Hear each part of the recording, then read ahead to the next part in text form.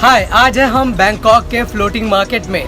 तो अगर आप लोग सब बैंकॉक आए तो फ्लोटिंग मार्केट ज़रूर आना चाहेंगे। लेकिन फ्लोटिंग मार्केट आए तो किन चीज़ों का ध्यान रखें और कैसे आपके पैसे बचें और कैसे आपको नुकसान ना हो और आप ठगी में ना फंसे, इसके लिए ये वीडियो देखना तो बहुत ज़रूरी है। तो पूरा फ्लोटिंग मार्केट का ये टूर देखिए और पैसे कैसे बचाएं ये भी जानिए।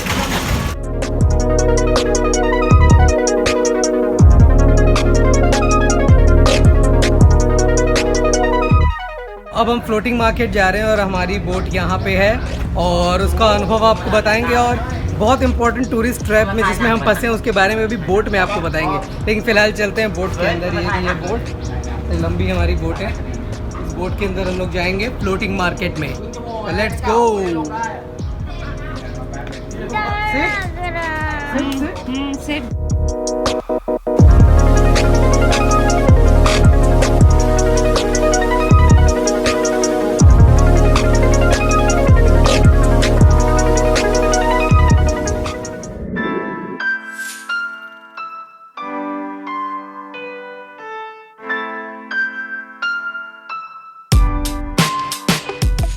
तो यह है बैंकॉक का फ्लोटिंग मार्केट जिसमें हम जा रहे हैं। बोट में बैठ चुके हैं और यहाँ भी ये पतली पतली स्ट्रीम है।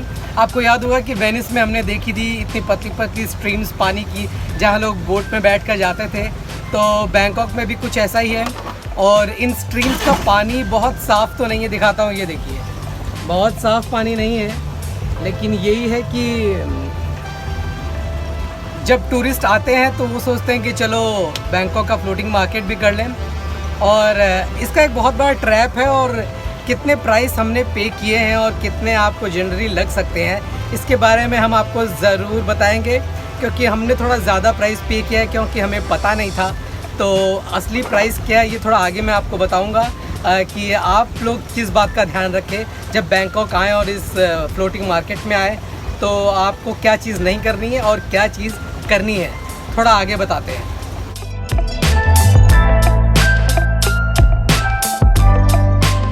बैंकॉक से करीब 100 किलोमीटर दूर है डाम नुआन सदुआक फ्लोटिंग मार्केट। ये 1866 से 1868 के बीच बनाया गया था। इसे किंग राम 4 ने बनवाया था। ये 32 किलोमीटर लंबी कनाल है और इसे बनाया गया था माइक्लोंग और थाचिन रिवर को जोड़ने के लिए।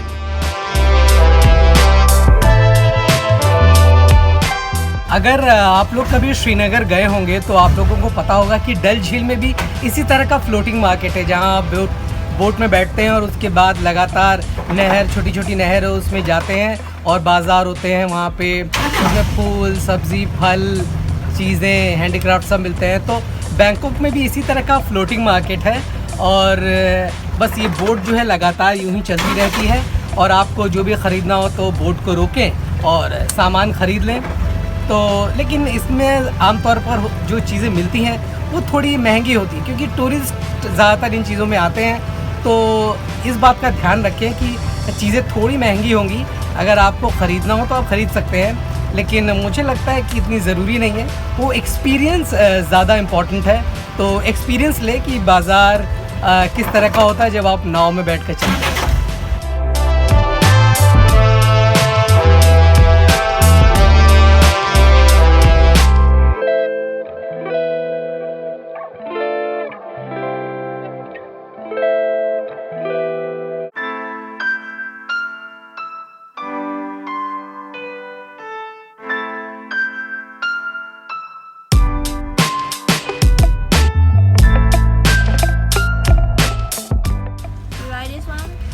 No. เคเก๋าจ่องประโยคว่ารู้เรื่องไหม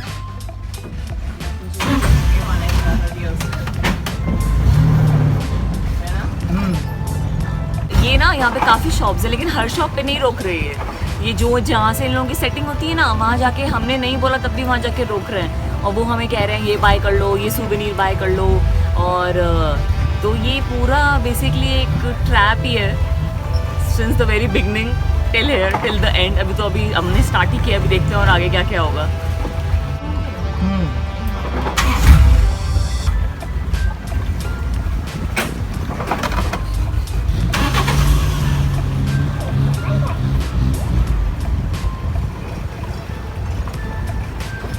हर बोट वाला अपने वहीं रोक रहा है।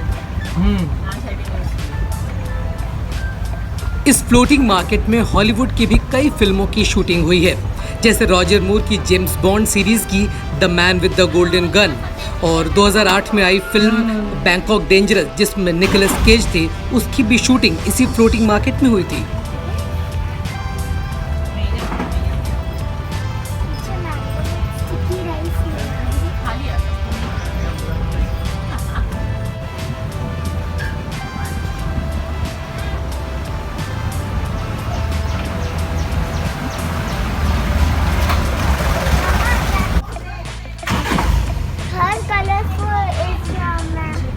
इस मार्केट में आप सामान भले ही ना खरीदें, लेकिन अगर आपको भूख लगी है तो खाने पीने का सामान तो खरीद ही सकते हैं।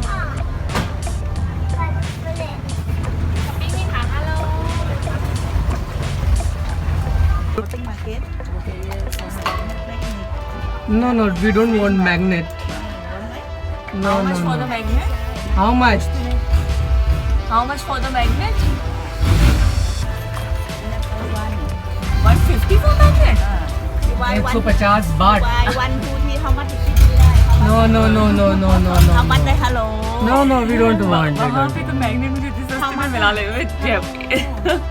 How much is it? India No, no, no, no, we don't want. We don't. देखिए जो हमारा भाई पीछे है वो हर जगह बोट रोक लेता है और वहीं पर शुरू हो जाते हैं खरीद और बेच का सिलसिला। ये बेचना चाहते हैं और हम खरीदना नहीं चाहते, तो ये तो लगातार एक संघर्ष है बायर और सेलर के बीच में। लेकिन ये चूंकि एक ट्रैप है, हम जानते हैं हमें कुछ खरीदना नहीं है, लेकिन हम जानते हैं कि रस्म अदायगी है, कुछ खरीद लेना चाहिए। लेकिन हम पहले ही एक ट्रैप में फंस चुके हैं और उस ट्रैप के बारे में मैंने आपको कहा था कि मैं थोड़ी देर में आपको बताऊंगा। तो बस इस ट्रैप से निकलें और आगे जाने के बाद ही मैं आपको बताऊंगा कि हम कहाँ फंस गए और हमें कैसे ज़्यादा पैसे देने पड़े। तो इनसे थोड़ा सा फारिग होते हैं और फिर आगे जाते हैं।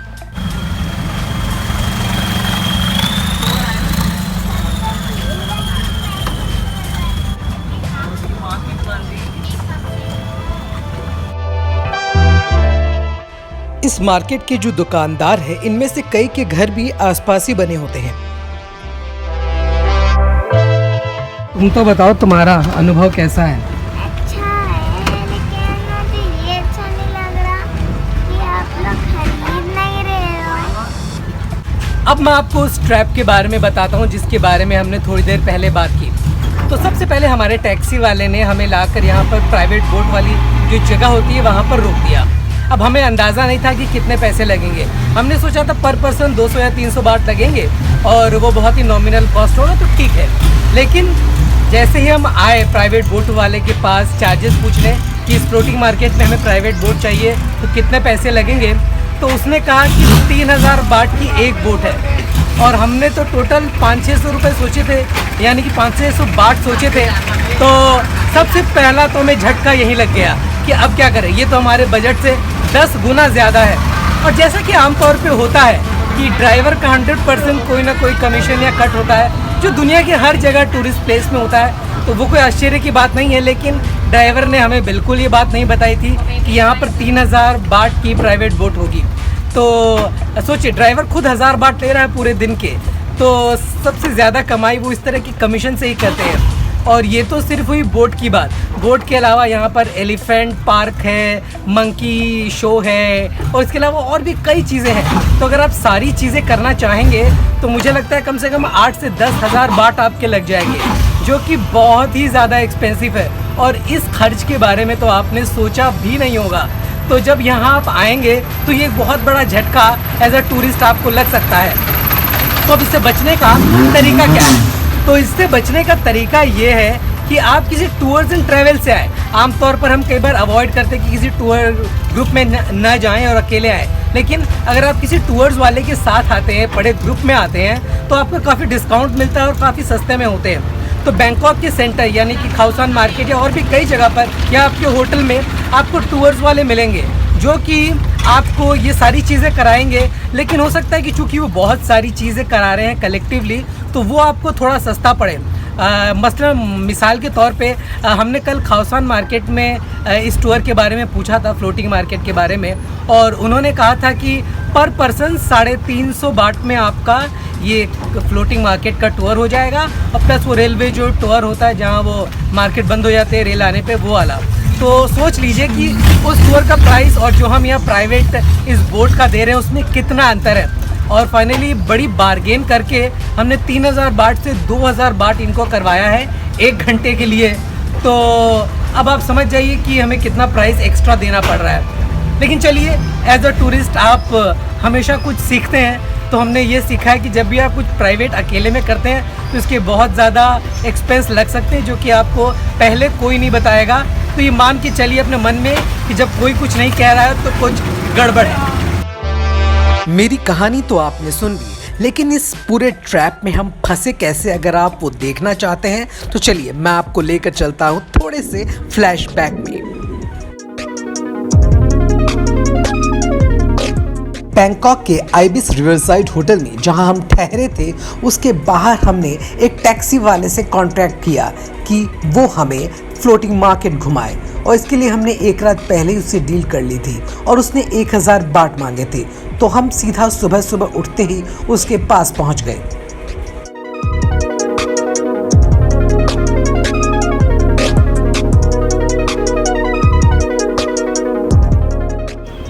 चमचमाती कार में जाएंगे।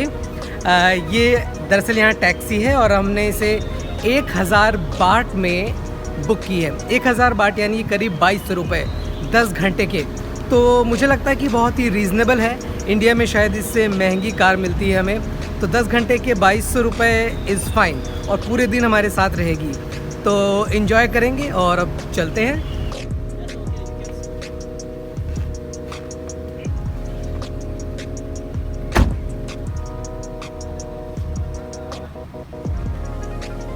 ये ड्राइवर साहब है। What's your name? My name is Tawon.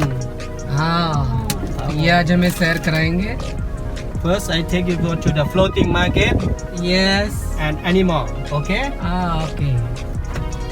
तो करीब 100 किलोमीटर का सफ़र है, और इस दौरान काफ़ी नदी, पहाड़, झरने जो भी रास्ते में दिखाई देगा सब दिखाएंगे।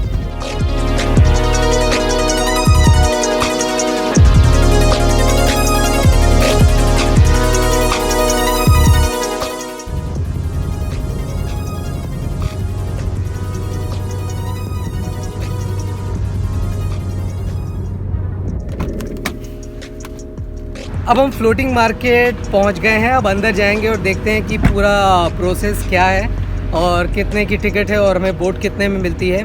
तो अब अंदर चलते हैं फ्लोटिंग मार्केट के लिए। फ्लोटिंग मार्केट के बाहर पहुंचते ही हमारे ड्राइवर ने अपने आप ही प्लानिंग शुरू कर दी। Okay. This is a floating market. Okay. You want to see the temple, Lucky Buddha? No, That's a floating market. I want to see this. Yes, and elephant show, no?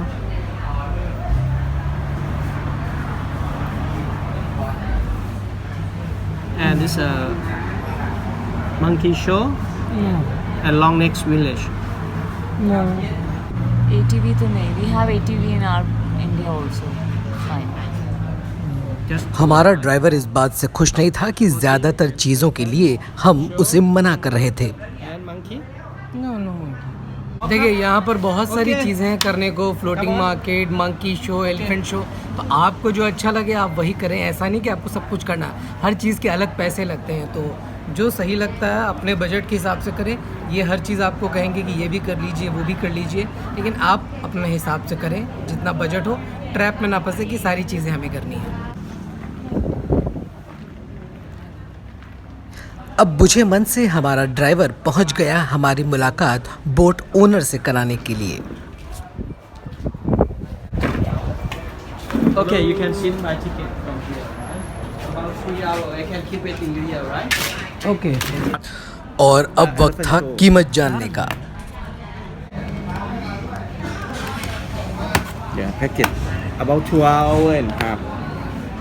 But how much? 4000 baht? Yes. Oh my god. Per boat for 3 people. No, no common boat? No, just only family. This company for the government price, for the private, like that for the family. Okay. Right. Not this and not the same for the Chua Choy like that. In Bangkok you pay about 700 or 800 baht one people, and after you pay like that extra for long tail boat and inside and pattern and time very different. Oh. नहीं तो ये तो बहुत महंगा है, ये हम थोड़ा ना करेंगे. हाँ मैंने तो पहले ही कहा था कि No, but this is too expensive. We want a common boat. No, because just only from here just private boat.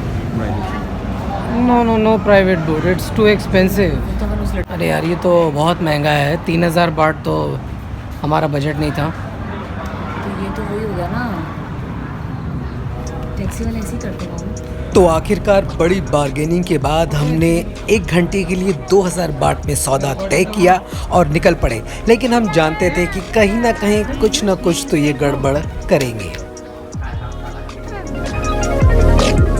Flashback खत्म हुआ और आपने हमारी पूरी ट्रैप वाली कहानी तो देख ली, लेकिन पिक्चर अभी बाकी है मेरे दोस्त.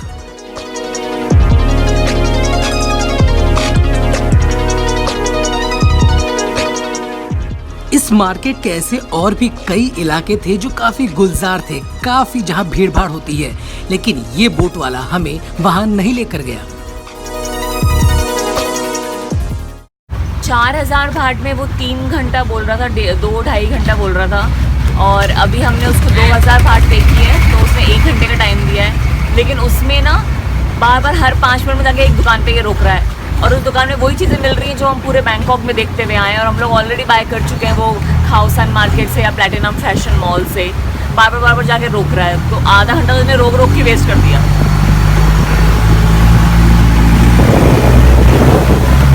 अब बड़ी तेज़ी से चल रही है, अब बड़ी तेज़ी से बोट चल रही है. लगता है कि ये हमसे परेशान है कि हम कुछ शॉपिंग कर नहीं रहे हैं और इन लोगों का कोई फ़ायदा हो नहीं रहा है. तो अब ये भी सोच रहा है कि 1 घंटा जल्दी से ख़त्म हो और ये हमें बोट से उतारे और कोई नया कस्टमर ले, जो कि हम समझ सकते हैं कि इनकी जो कि रोज़ी रोटी है और जो रोज़ का जीवन है वो इसी पर आधारित है. लेकिन हम भी टूरिस्ट हैं, एक बजट होता है हमारा भी, हम भी बेतहाशा नहीं खर्च सकते. आमतौर पर ज़्यादातर टूरिस्ट जो है एक बजट लेके चलते हैं, तो मैं इसको बुरा नहीं मानता कि ये इनकी रोज़ी रोटी और ये हर जगह रोक रहे हैं. लेकिन अब क्या करें, हमारा भी बजट है तो हम हर चीज़ तो नहीं ख़रीद सकते. तो हम सिर्फ इस बोटिंग का मज़ा लेंगे और इस फ्लोटिंग मार्केट का मज़ा लेंगे. देखिए तमाम आलोचनाएं हैं, लेकिन ये बात तो सही है कि इंटरेस्टिंग कॉन्सेप्ट है, नहर है और दोनों तरफ मार्केट है, तो मज़ा तो आ रहा है.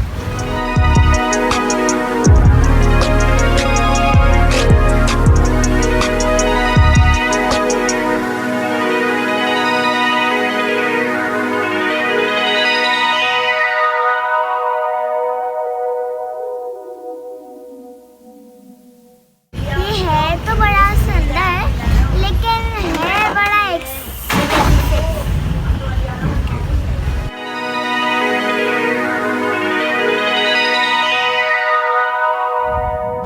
अब हम फ्लोटिंग मार्केट में ट्रैफिक जैम में फंस गए हैं. यहाँ भी ट्रैफिक जैम होता है.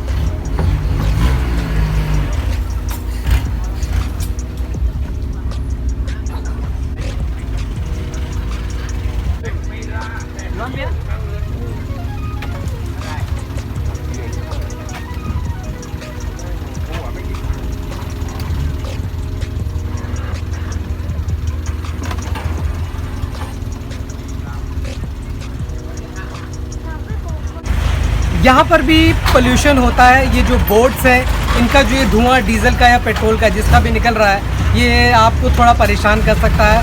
तो ऐसा नहीं है कि पानी में और इस जगह पर प्रदूषण नहीं है, प्रदूषण तो यहाँ भी थोड़ा बहुत है.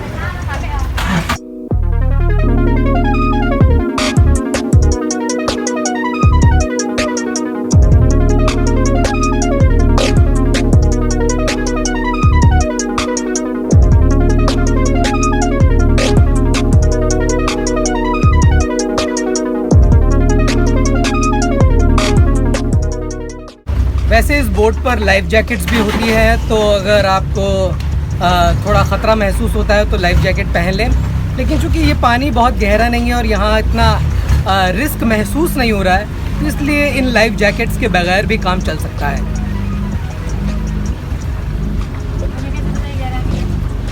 तो हमारी 1 घंटे लंबी अब बोट राइड ख़त्म होने वाली है। फ्लोटिंग मार्केट का सफ़र हमने कर लिया है और आप लोगों ने भी हमारे ज़रिए बैंकॉक का फ्लोटिंग मार्केट देख लिया है।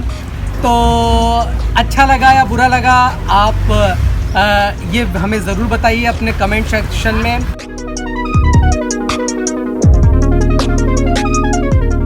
चलिए आ गया है, उतरने का वक्त हो गया है। रायना, मैं और अभिलाषा तीनों उतरेंगे, तो उतरते हैं थोड़ा ध्यान से।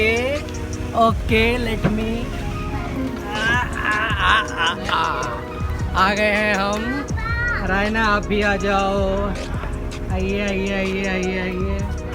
ओके, हो गया फ्लोटिंग मार्केट। तो ये था बैंकॉक का फ्लोटिंग मार्केट जो आपने देख लिया। इस दौरान हमने काफ़ी बातें की, बहुत सारी चीज़ें मैंने आपको बताई, बहुत सारे जो ट्रैप्स है या बहुत सारी चीज़ें जो अच्छी हैं वो दोनों ही चीज़ें हमने डिस्कस की। तो उम्मीद है कि आपको बैंकॉक के इस फ्लोटिंग मार्केट का वीडियो पसंद आया होगा।